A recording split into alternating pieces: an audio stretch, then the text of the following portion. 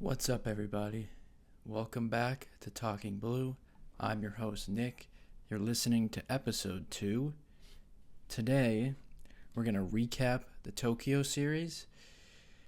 The series is over. The Dodgers swept the series. They won both games against the Cubs. So we're going to talk about that today. Before we get into that, please like and subscribe to our YouTube channel, Talking Blue Pod. You could follow us on Apple Podcasts and on Spotify. You can follow us on social media at Talking Blue Pod on Instagram, TikTok, X. You can follow my personal X account at Talking Blue Nick. I was live tweeting during the games. I tweet all about the Dodgers. You can follow me there as well for more Dodger stuff. And before we get into the series, I wanted to talk about two players that didn't play in the series really quick. Mookie Betts and Freddie Freeman, obviously. We knew that Mookie Betts likely wouldn't play. I said that at the end of the first podcast based on what Dave Roberts was saying. I didn't think he was going to play. That ended up being correct. Later that day, it came out that he wasn't going to play in the series. The Dodgers actually sent him home with the illness. What was unexpected was Freddie Freeman being a late scratch before Game 1. They said it was his ribs that were bothering him. Of course, last year, everyone remembers Freddie's heroics in the playoffs. He was incredible with an ankle injury. But what a lot of people didn't realize was that he also dealt with a rib injury that didn't really come out until after the postseason. That he had an operation on his ankle, the ankle that he was dealing with, and then he also had a rib injury. And Freddie had a little bit of a late spring, took a few games to get in there. Then he took a while to actually play first. He DH'd a lot. So it was a little surprising when he wasn't in there. Hopefully both guys, this doesn't linger into this regular season for both of them. A lot of times when you have star players, really good players, consistent players that have down years, you always hear about how they are dealing with something throughout the season, a nagging issue, or you hear how during spring something happened where they couldn't build up. You hear that with pitchers a lot of times, and they're trying to play catch up the whole time. So hopefully none of that happens with both of them. Freddie said he's about 75%. He could have played. They just decided for him not to. So hopefully nothing really comes from that. I was a little nervous when I heard that. Just because he hadn't really heard anything. He played in spring, everything was ready to go, and then they scratched him. Mookie he's just sick. There's nothing you could really do about that. Just hopefully he gets better soon, and he'll be ready to play in the Freeway Series, the last spring training games coming up in a couple days, and then he'll obviously be ready to take on the Tigers for opening day. So hopefully none of that, it's not serious, especially for Freddie. But not too worried about it. They don't seem too worried about it. So we're going to get into these games. The way we're going to do this is I'm going to run through each game individually. I'm going to go one at a time, obviously starting with Game 1. I'm going to run through the game for those people who maybe didn't see the game or didn't see all the game. I'm going to go through the innings really quickly, not necessarily every inning, but a lot of the talking points, or just kind of recap a lot of the bigger moments throughout the game, and then we're going to talk about the game and some of the players and some of those moments, and that's how we're going to do it. So let's get into Game 1. Okay, so we're going to go ahead and get started with the first game, Shota Imanaga versus Yoshinobu Yamamoto. The Cubs are the home team in this game. In the top of the first, the Dodgers went down quietly, 1-2-3. Imanaga looked really sharp. Yamamoto came out in the bottom of the first, got off to a little bit of an awkward start with a pitch clock violation, ended up battling back to load the count It was a full count, but then he walked Ian Happ. But then after that, no damage. Gets out of the inning unscathed.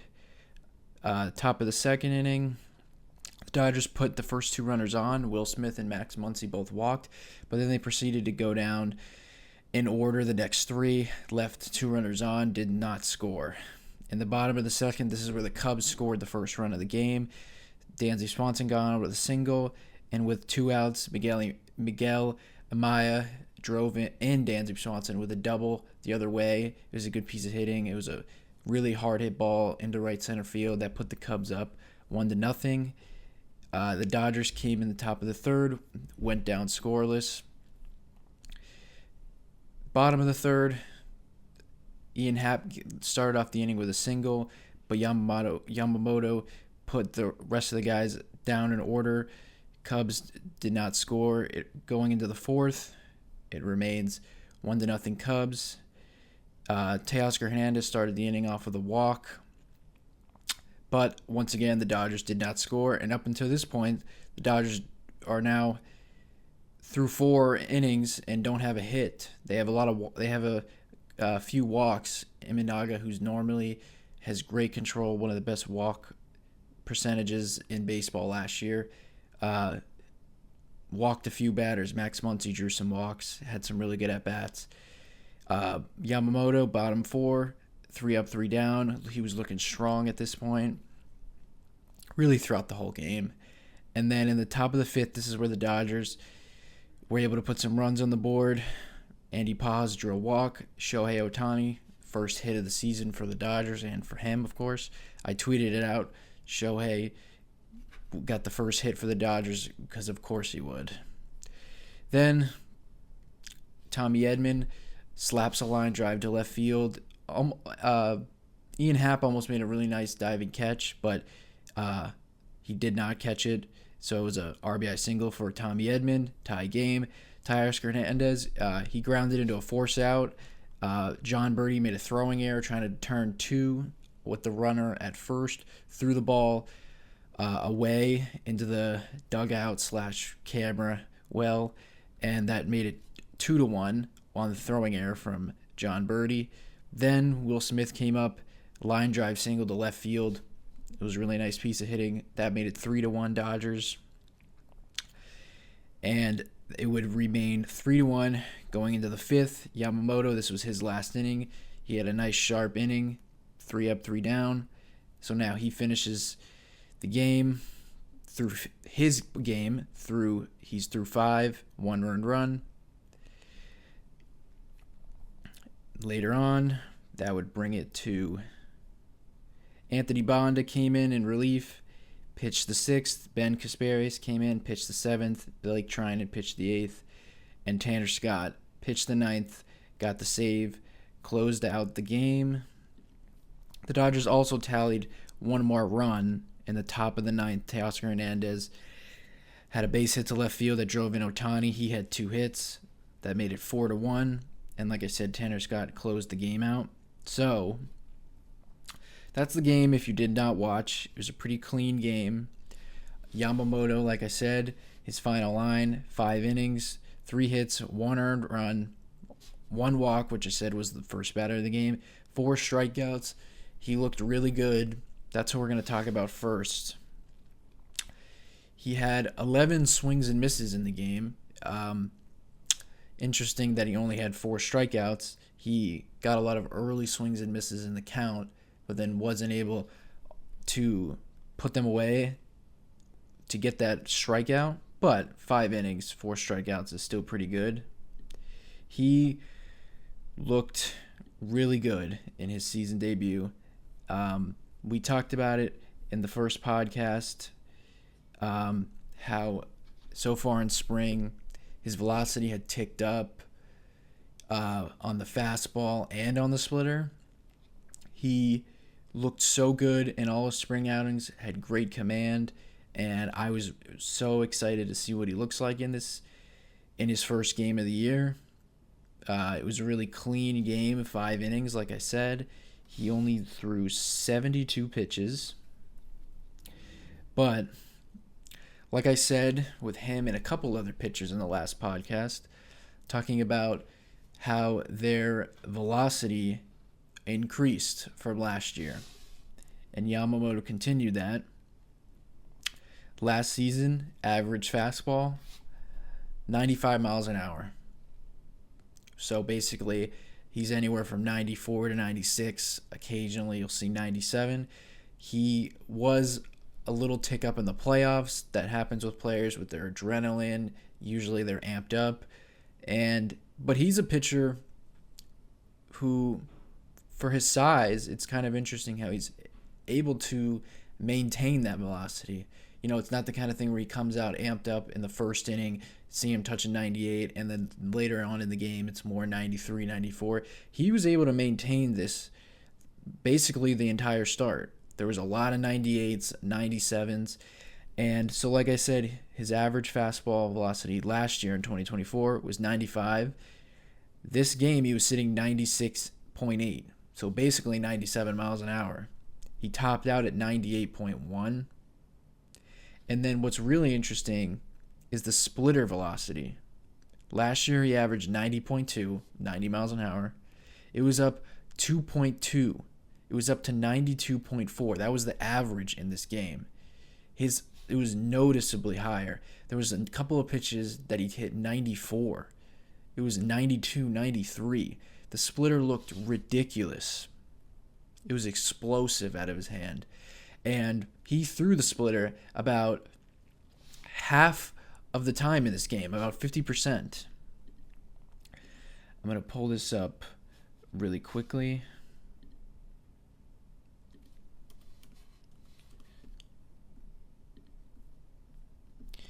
Last year, Yamamoto's splitter was his second highest used pitch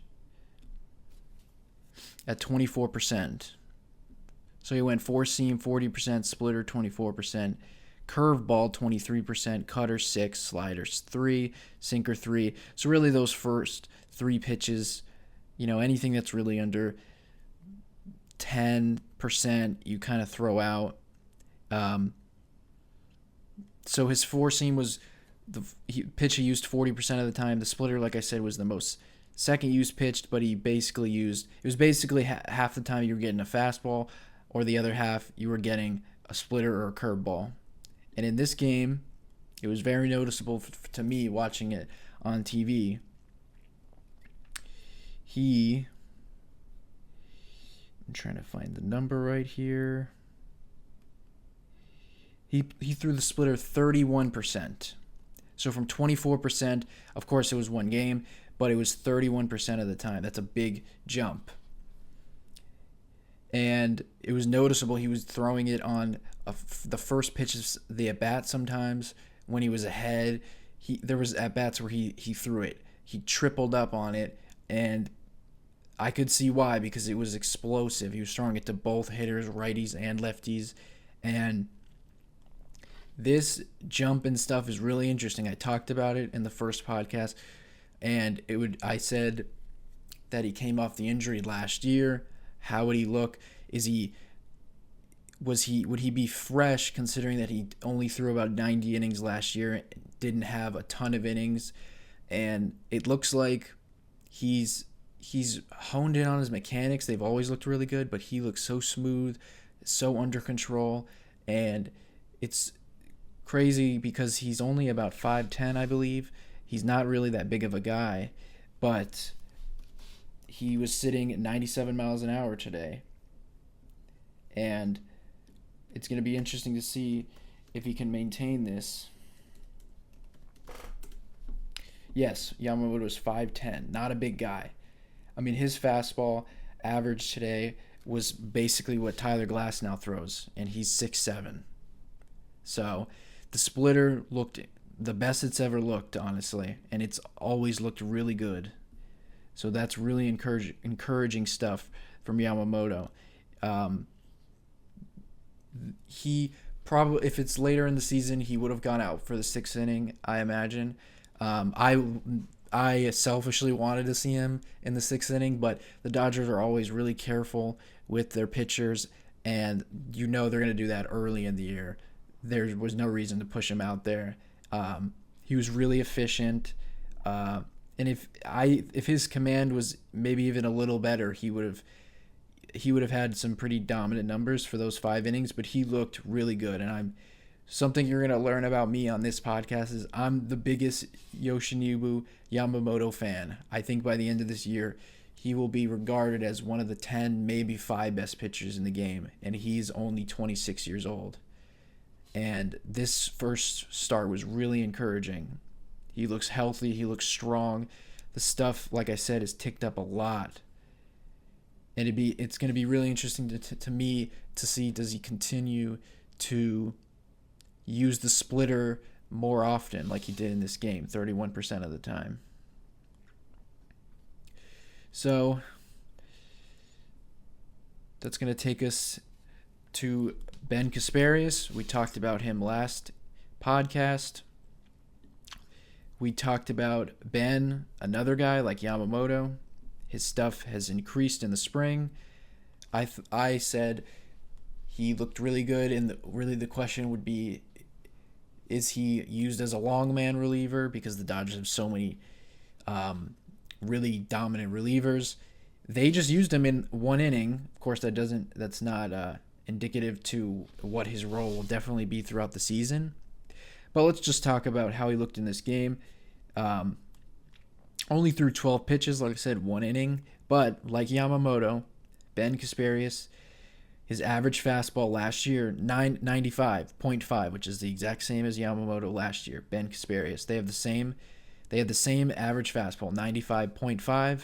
Today, or in game 1, I should say, Ben Kasparius was averaging 96.6.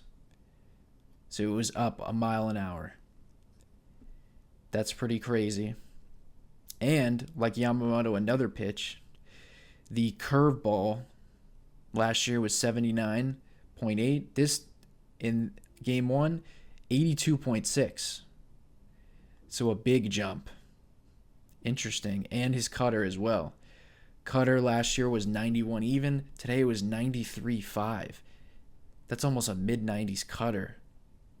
That's very Walker Buehler-esque in his early days before the injury. He looked really good. He blew away a few hitters with his fastball at the top of the zone. And he only pitched the 1 inning. No reason for him to go out for anything longer, but I am interested to see how he is used. Maybe with a couple of the relievers that are down right now for the Dodgers, do they just use him as a 1 inning guy and try to maximize his stuff and turn him into a 1 inning traditional dominant reliever? You know, he's a guy who's, like I talked about before, has used as a long man or has started before, so he's been built up to throw more than 1 inning.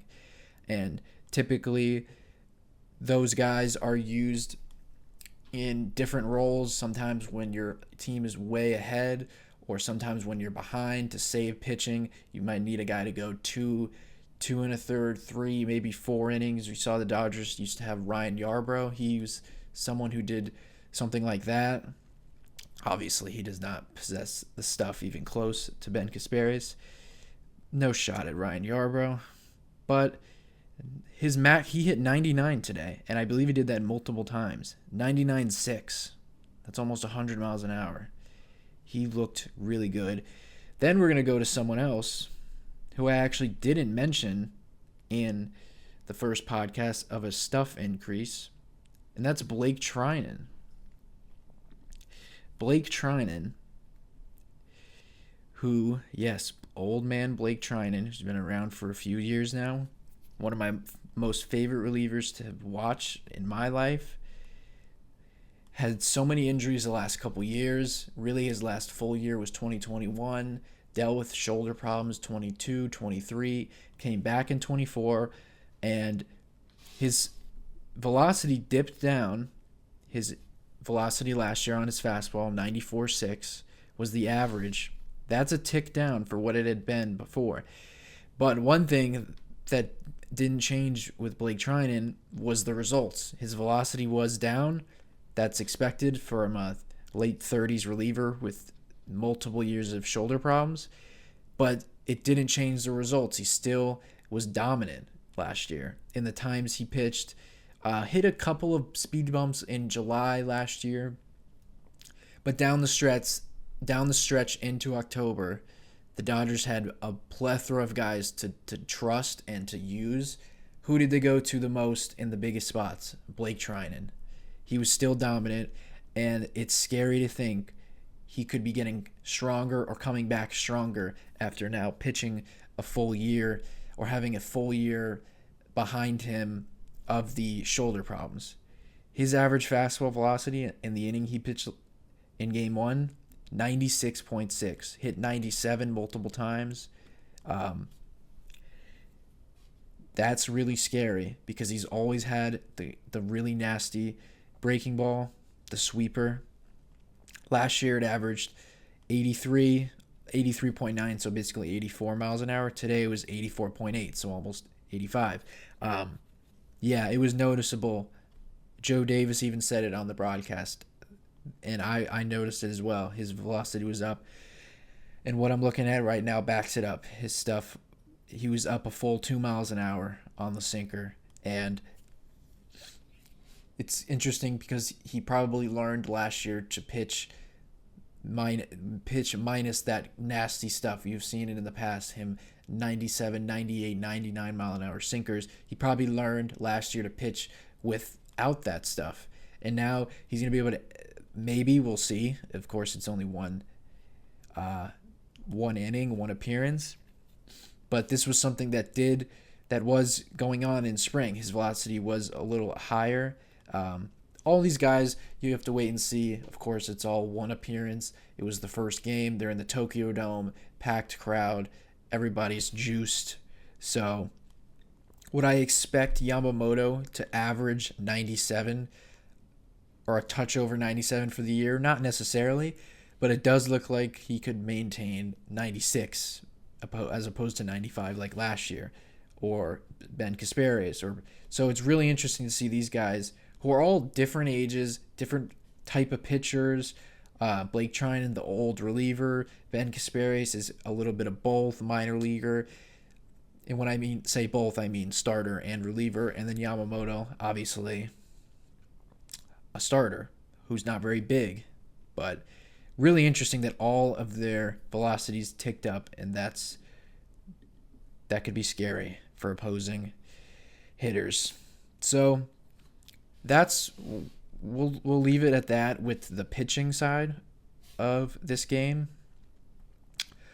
Not much to talk about with the offense, but we will talk about Shohei Ohtani, of course, had 2 hits. He had a double and a single. Like I said, he had the Dodgers' first hit of the season where they didn't have a hit until the 5th inning. Started that 5th inning rally. The Dodgers seem to like the 5th innings a lot lately, and yeah, he barreled up the ball multiple times. Even when he even lined out one time. He had great at bats. Really fun to see the crowd when Ohtani comes up to the plate. Joe Davis mentioned on the broadcast multiple times how the crowd in Japan is different when the pitcher is getting ready to deliver. The crowd gets kind of silent. That's not something you really see in the States. But definitely when Ohtani is up to plate, it's like you could hear, you can't hear, it's so quiet, and everyone has their phone out, and it's really crazy to see. In Japan, there's been a lot of legendary players like Ichiro Suzuki, who's like a rock star when he goes, or that's how he's viewed in Japan, like a rock star. He's a superstar, and that's what we're currently in with Shohei Ohtani. He's the biggest draw in America, and when he gets to Japan, it's 20 times bigger. And so it's really cool to see. The cameras are always on him, and it seemed like everyone in Japan wanted to see him, and of course he showed out and had the best game from the guys in the lineup. Yeah, so like I said, Tommy Edman had an RBI single. Teoscar Hernandez, Will Smith. Max Muncy didn't have any hits, but had 2 walks. He he saw a lot of pitches in the game, which that's what Max Muncy's always done and will continue to do because he has a great process at the plate. Michael Conforto did have a double, his first hit as a Dodger. That's nice to see. He barreled one up the other way. He has a really pretty swing. Miguel Rojas had a hit. Andy Pages, who did get the start like I thought he would, had 2 walks. A couple of them were some non-competitive walks. Not his fault. Take your walks like you're supposed to. So that's pretty much it with the lineup. Obviously, like I said earlier, no Mookie or Freddie in this game. Just wanted to go to hard hit balls on my computer right here. There was a lot of barrels in this game. Actually, I just saw Max Muncy talking about how the ball seems to be different or flying weird. He said there was a lot of weird pop-ups.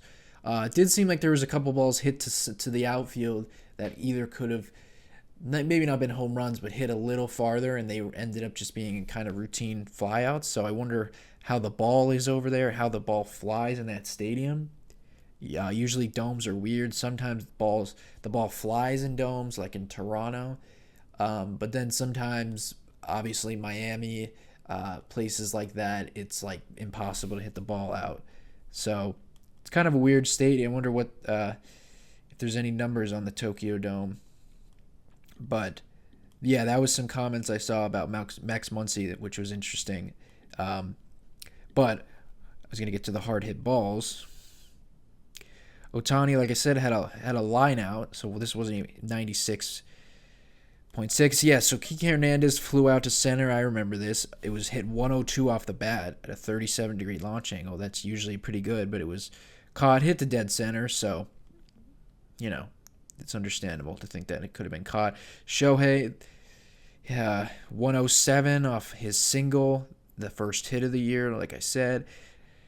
Teoscar, the single, that's the ground. That's the force out, 99 miles an hour. Tommy Edman, his at-bats have looked great all spring, and including in this game. He hit a ball 101 off the bat. Max Muncy, he grounded out, hit a ball 101. The double Michael Conforto hit 97 miles an hour off the bat. And then the double that Shohei hit to start off the 9th inning, which was off of old friend Ryan Brazier. He got a slider down that didn't even look like it was a strike. And Shohei one-handed the ball down into the corner, 107.8 off the bat. That just shows you how strong he is. And then the single Teoscar hit in the 9th, 109 off the bat. So I just like looking at those exit velocities. I like looking at those advanced metrics. Seems like a lot of the Dodgers were barreling up the ball, which is good.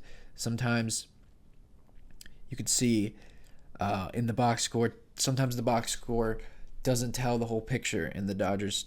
Definitely not early in the game. Shota Imanaga looked really good against them, but later in the game, the Dodgers were barreling up some balls, and that's really good to see. So, and the last thing I just want to talk about, 8 walks, headlined by Max Muncy, of course, like it always is, and it always will be. Andy Pages, 2 walks. The Dodgers are always going to be a team that walks a lot. It's something they seem to be an organization that likes on base and power, as opposed to some teams that would prefer on base and contact. A lot of people would give you mixed reviews on what they would prefer as a team or an organizational approach, but that's for sure what the Dodgers approach. They like the guys like Mookie Betts, who's obviously a superstar, but Max Muncy, Will Smith, good plate discipline guys who walk a lot, who grind out at bats. Even though Imanaga was able to pitch out of a couple of jams, the Dodgers did make it tough on him. He's a guy, a big IVB guy, induced vertical break. So even though, which basically just means that the ball appears to have a rise at the top of the zone, even though he's only throwing 91, 92, it's like Alex Vesia's fastball it appears to have that rise that makes it very difficult for hitters to get on top of the ball and make contact. And Shota Imanaga, I just wanted to mention, had the fourth best walk percentage in baseball last year. Only 4%. That was the fourth best. And that was the second best in the National League. And the Dodgers were able to draw some walks off him, make it a little difficult. But he's a really good pitcher, pitched out of some trouble. So that's pretty much it for game one. It was a nice, clean game. Dodgers got the win. Like I said, Yamamoto was my favorite thing to see in this game. And we're going to go ahead and start with game two now. Okay, so game two between the Dodgers and the Cubs. It was Roki Sasaki versus Justin Steele. The Dodgers were again the away team, although they were wearing their home whites, and then the Cubs were wearing their gray uniforms. I was almost confused halfway through the game, but the Dodgers were the away team. Of course, Roki Sasaki, his big league debut. Everybody was excited, including myself. So, in the first inning, no action. Ohtani flew out to deep left field. Looked like it could have been a homer, but they went down. The first three batters go down in order. Roki Sasaki comes out, throwing at 100 miles an hour in the first inning. He gets his first strikeout against Seiya Suzuki, has a clean inning. In the second inning, this is where the Dodgers got on the board. Will Smith walked to start the inning. Max Muncy doubled, hit the ball really hard into the right field corner. And then with second and third, a ball hit off of Carson Kelly's glove, which allowed Will Smith to score. Max Muncy went up to third. Then Kike Hernandez hit a nice sac fly to center field that allowed Max Muncy to score. That put the Dodgers up 2-0. Michael Conforto singled that in that inning, but Miguel Rojas grounded into a double play, so that was it for the second inning. Then Roki Sasaki came out, and this is where he began to have some of his control issues in this game. Like I said, the stuff was great. We'll get into it a little bit, but he had 2 walks in this inning, but a couple of perfect hit line drives, and I mean perfectly hit for the Dodgers. Pete Crow Armstrong, lined out to Miguel Rojas. It was an unassisted double play to get out of this inning. No runs on the board, so he's scoreless through 2. Then in the third inning, Tommy Edman hit the first home run of the year for the Dodgers. It was a kind of a bomb.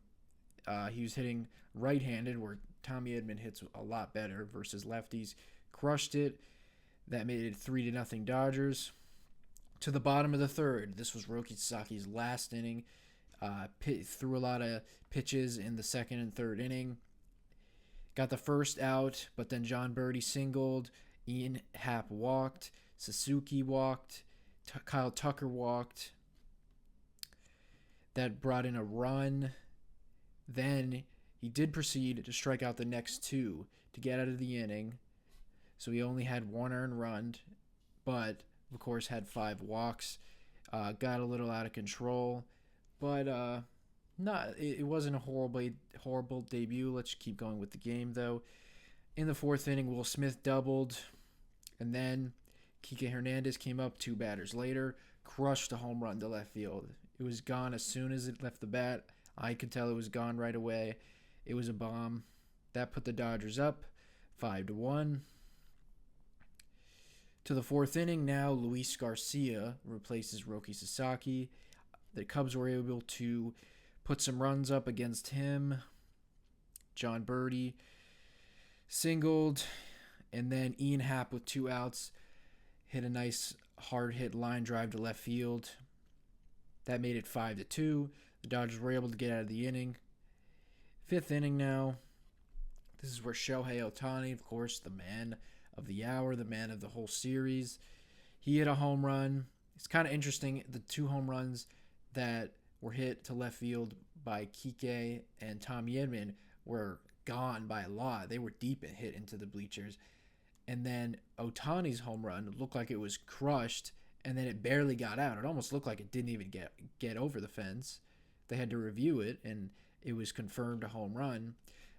I wonder if that goes back to what Max Muncy was talking about, how the ball didn't seem to be flying well. The balls seemed to be different in the stadium, and I had the question of how does the ball fly in the Tokyo Dome? It seems like the ball flew really well to left field, but center and right field not so much. So now the Dodgers are up 6-2. We go into the fifth inning. Jack Dreyer replaces Luis Garcia. We're going to get into him in a little bit. Dansby Swanson, another 2-out run for the Cubs. He doubled. Matt Shaw scored. That made it 6-3, so now it's a little bit of a ball game. But the Dodgers get out of it with still the 3-run lead into the sixth inning, where the Dodgers went down in order that inning. Nothing happened there. Sixth inning, Landon Knack now comes in. He had a scoreless inning. To the seventh inning, the only action there, Andy Pages hit a nice double, but the Cubs got out of the inning without allowing any runs. Bottom of the seventh, Landon Knack stayed out there for his second inning, so the first reliever to go multiple innings went out there at another 1-2-3 inning. So that makes 2 innings in relief for Landon Knack. Then in the top of the eighth, the Dodgers did not score in that inning. To the bottom of the eighth, where Kirby Yates makes his first Dodgers appearance. Looked really good. Struck out the first 2 batters. And then was able to retire John Birdie after a Carson Kelly single. So we go to the ninth inning now, where it looked like the Dodgers had something going. They had the bases loaded with 1 out. Tommy Edman came up, though, swung at the first pitch and got into a double play. So that inning was over. Then we went to the ninth inning. Alex Vesia makes his first appearance of the season. He came in, got Ian Happ to pop up, got Suzuki to strike out. Then, turn of events, Kyle Tucker doubled. Old friend Justin Turner walked to keep the inning alive. Then the rookie Matt Shaw came up, trying to extend the game in the inning for the Cubs. He hit a ball into the hole. Miguel Rojas backhanded it, slid, made a great play for the third out and the final out of the game. So that's the game for those of you who did not watch. Like I said, Roki Sasaki went 3 innings, allowed 1 hit, 1 unrun, 5 walks, which was unfortunate. Did have 3 strikeouts. Like I said, Luis Garcia 1 inning, Jack Dreyer 1 inning, Landon Knack 2 innings, Kirby Yates in the 8th 1 inning, and then Alex Vesia got the save. So we're going to get into Roki Sasaki, like I said. Clearly had some nerves on the mound. They talked about it at the beginning of the game, how him when he was warming up, it was all over the place. But the velocity was real. We did talk about how Sasaki has had some dips in his velocity the last few years. He wanted to know why. In spring training, his velocity looked really good. He was around 97, 98 for his average. Did hit 99 a lot. So basically just sitting in the upper 90s. The splitter looked really good. So in this game, he threw more balls than he did strikes, threw 56 pitches. But the stuff looked even better, really, than it did in spring. I'm sure him being really amped up and excited to pitch in the Tokyo Dome had some to do with that. But his average fastball in this game was 98, and it probably would have been higher if he hadn't had a couple innings where he threw so many pitches, because he came out in the first inning and was basically averaging 100 miles an hour. His max velo on the day was 100.5, so on the TV that gets rounded up to 101. But yeah, he was averaging 98, which is really nice to see. And the splitter looked crazy. I've talked about it before, We're going to get into that in a second about some of the splitters. There's so many different guys on the Dodgers now who throw splitters. We talked about Yamamoto a second ago. Uh, so Sasaki, of course, it was a little disappointing that he lost his command, but it also was encouraging to see him pitch out of that jam with the 2 strikeouts. Also did mix in the slider. Looking right here at his average velocity on the splitter and the slider, they're basically the same. 84.5 for the splitter, 84.9 for the slider. So basically 84, 85 miles an hour on both pitches. Really interesting to see if the Dodgers will try to do anything with that, because that basically means that your 2 off-speed pitches are the same velocity. And it's interesting because he throws so hard. Would the Dodgers or Roki prefer to have a slider more in the high 80s and have a traditional slider instead of a sweeper? Um, you know, will his splitter have a little bit of a higher velocity? Would he like that? I don't know. It looks like he shouldn't really touch the splitter because it looks pretty disgusting. I mean, the average spin rate in this game, 513 revolutions per 513 RPM. That's pretty crazy. So we'll talk about the other splitter guys really quickly. Um, Luis Garcia, who I don't know if he'll be in the Dodgers bullpen full time. I'm sure he'll get some time throughout the season, but he's a splitter guy. You might know him from his days with the Cardinals. He's also been with the Red Sox and the Angels. But just for comparison, his splitter, the average spin on his splitter today was 1105. When I go down to Kirby Yates, who also pitched, and his best pitch is a splitter as well, his average spin on the splitter today, or in game 2, was 1298. And like I said, Roki Sasaki's 513. It's like he's throwing a knuckleball up there. It's so unique. And it's really interesting that all these guys throw splitters and they're all very different. Obviously, we saw Yamamoto in the first game, and we talked about it earlier, how it was so explosive. Sasaki almost throws a much slower, but has so much more depth and drop to it. They also talked about how it sometimes will cut and kind of fool you on TV to thinking it's a slider, and then sometimes it'll have that natural arm side fade or run. So really interesting to see all these guys have different splitters. They're all different shapes. Kirby Yates seems to just drop straight down or have a little arm side run. Yamamoto's is a intense drop and has a lot of arm side run. Sasaki's is a bit all over the place. It seems like it's going to be an incredibly effective pitch. So overall, wasn't a great debut, but it wasn't bad by any means. There's a lot that he can work on, and there's a lot to take from it. So still super excited to see Sasaki and see what he can do going forward. So we're going to talk about Jack Dreyer next. So a lot of you might not know who that is, and he's very new to me, to be honest. I just learned his name in spring this year. I just wanted to give him a little bit of credit and talk about him for a second. So he's a left-handed reliever who pitched in this game, pitched 1 inning.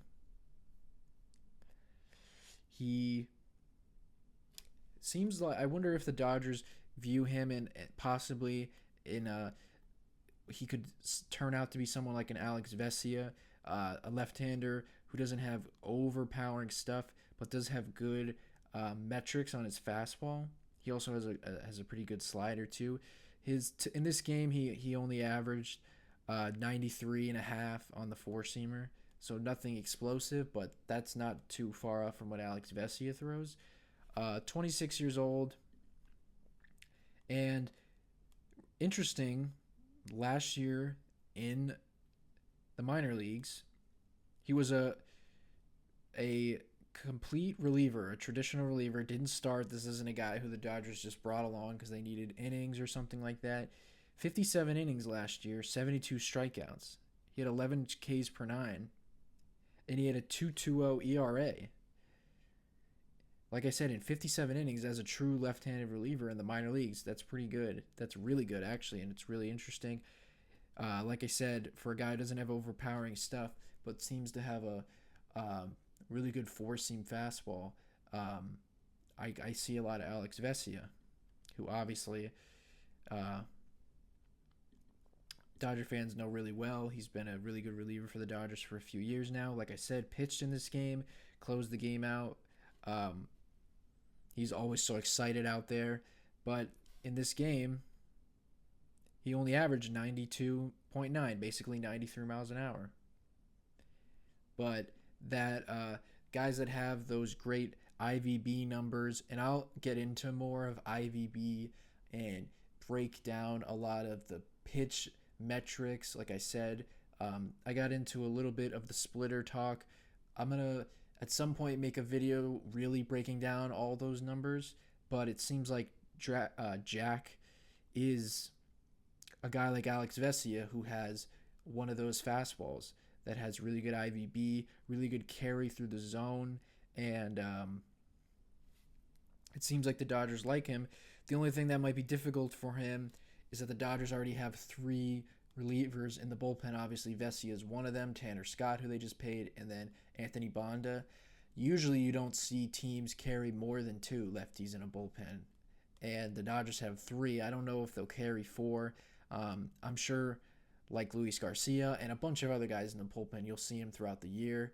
The bullpen is always just a group of guys that are being, called up, sent down, injuries, claiming guys, all that kind of stuff. So, really interesting. I didn't know much about him, but now I do, and he looks like he is promising. So we're going to talk about the offense now a little bit.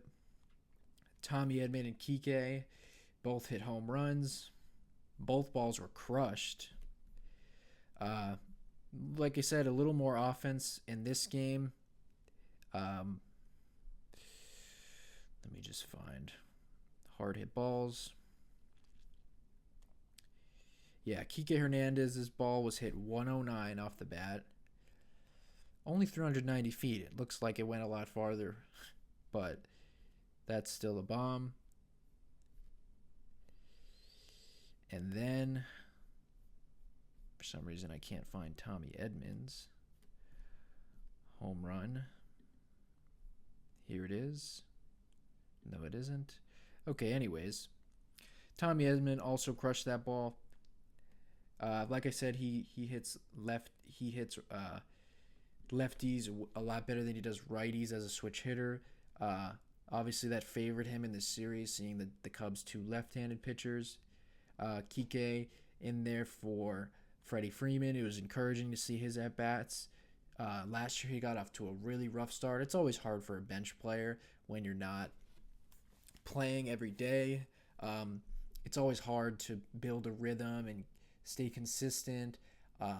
So it's nice to see Kike get off to a good start and against left-handed pitching, because last year Kike, who's always been better against lefties, was oddly better versus righties for a lot of the year. Then he had a stretch where he was better versus lefties. Really odd sometimes, but that's just baseball sometimes. And then the last person with the offense we'll talk about is, of course, Shohei Ohtani. Only had the one hit in this game, but it was a big one. Hit that home run. That ball was also launched.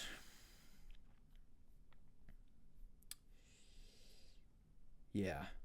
It was really fun to see Ohtani. I talked about this earlier, how the crowd and everybody's just so excited to see him. And Joe Davis, one of his go-to kind of lines is meet the moment, and Shohei just seems to always meet the moment. He's in Japan, in his hometown, and he played so good in the two games. It was so fun to see. I can't wait to see what year two looks like for him in a Dodger uniform. So Yeah, that's pretty much it from the offense. Um, the offense looks really good. It's really spread around so far. Um, really, the only person who hasn't done much. No, Teoscar has done. He did. He came through in game one.